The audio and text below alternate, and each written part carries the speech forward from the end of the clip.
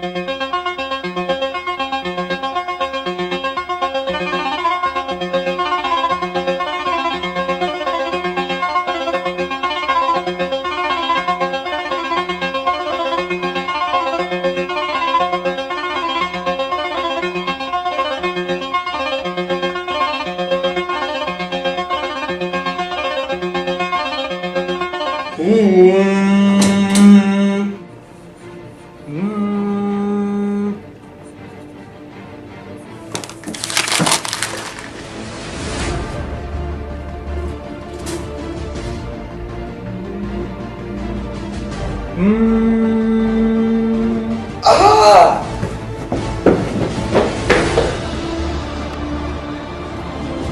heard the call. What's the situation? The people of planet Earth need their Tiger Talk news.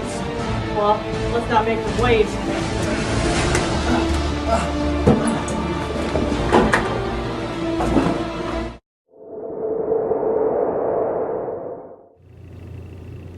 School news. Yep, it is that time for that thing. Well, let's talk about ways to get involved at Ironton High School. Well, there's the Spanish club. Como estas? And let's not forget about the German club. Wie alt bist du? And many other clubs and groups that you could become a part of. Check out the things to do. I like that club. That one's pretty nice. Ooh, what about that one? I don't know. I'm kind of feeling this club right now. Look, there it goes. Oh, bye club. Bye, club. Aside from that, tutoring times are 3 to 4 on Monday through Thursdays. You can also attend from 5:30 to 7:30 Wednesday and Thursday. If you signed up to take the October ACT, you'll be taking it October 26th at Ohio University Southern. End of course exams are October 14th through the 18th. OGTs for juniors and seniors runs from October 28th to November 1st. And last but not least, football senior night is October 25th. Report cards are also issued that day.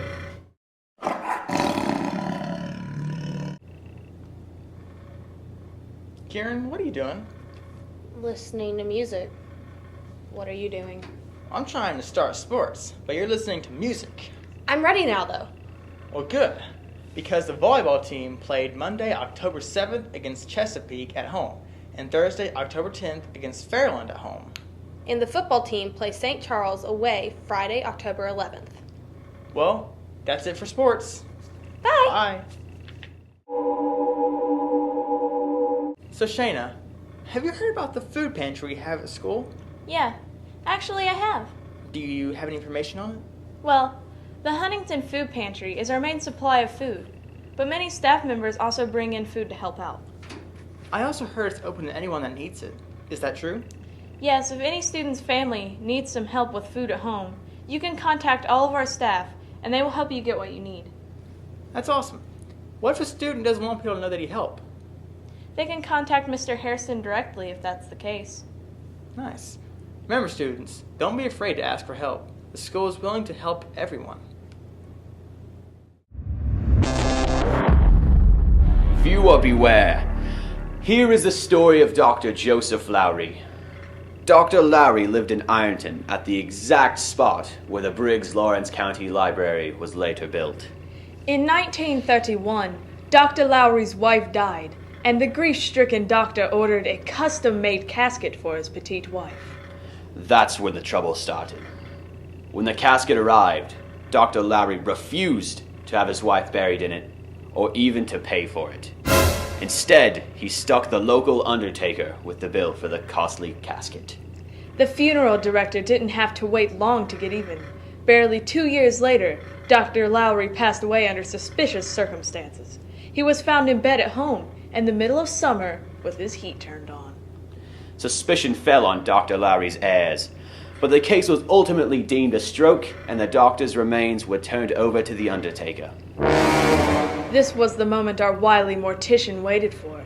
Not only could he settle his old grudge with the good doctor, but in the process, he could also get back all that money that Dr. Lowry had cheated him out of 2 years prior. He would simply bury the doctor in the casket and charge the bill to his estate. If the doctor was too tall for the custom-made casket, Well, he wouldn't exactly need his legs, would he? And if he was too fat for the lid to close, he wasn't using those internal organs anyway. The Undertaker would have gotten away with it too, if not for the growing suspicion that Dr. Lowry's heirs had killed the old man for his money. An investigation soon followed, and when the authorities exhumed the body, a mortician had quite a few disturbing questions to answer. Like why Dr. Lowry's legs were broken. And while we're on the subject, where were his organs? By the time the Undertaker led the authorities to the place where he had hidden the doctor's internal remains, they were so badly decomposed that they could not be tested for signs of poison. The ghost of Dr. Joseph Lowry is said to haunt the library where his house once stood, rattling keys, shaking doors, and wreaking havoc on the computer system. The good doctor conducts the never-ending search for his missing body parts. Dr. Lowry also haunts the cemetery, seeking revenge for his murder and mutilation. He is often seen walking with his mother, who broke her neck after being thrown from a carriage. They walk towards the gate, but never make it further than the bridge at Route 52.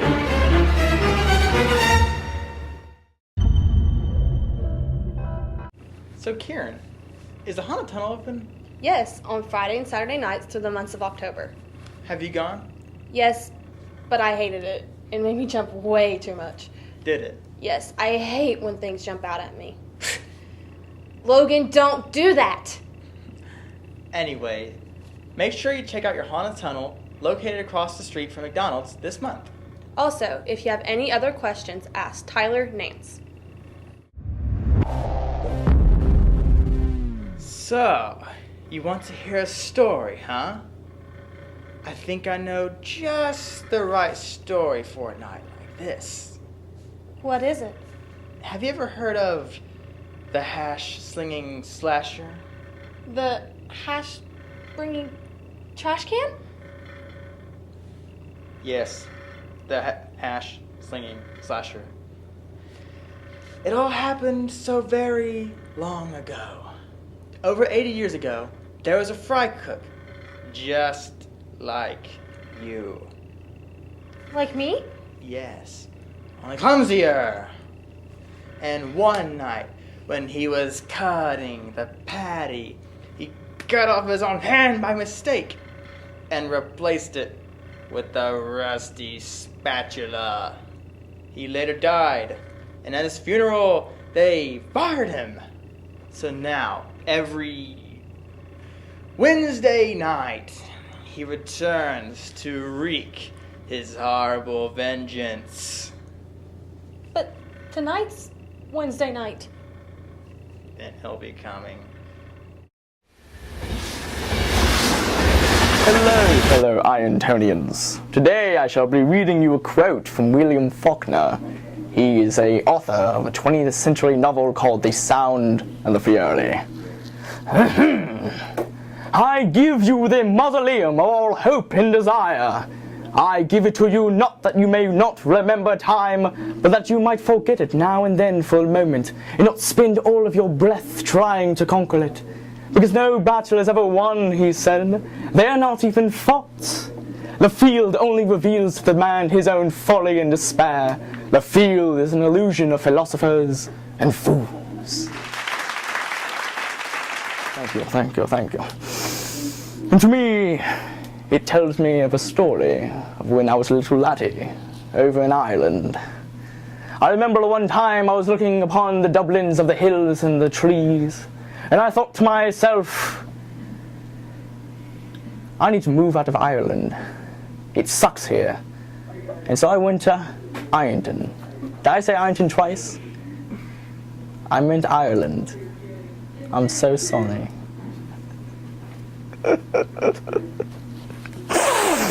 Compose yourself. Compose yourself. Promise I won't do this. Well, it's that time again. All good things must come to an end. Until next time, my little monsters. Got a collar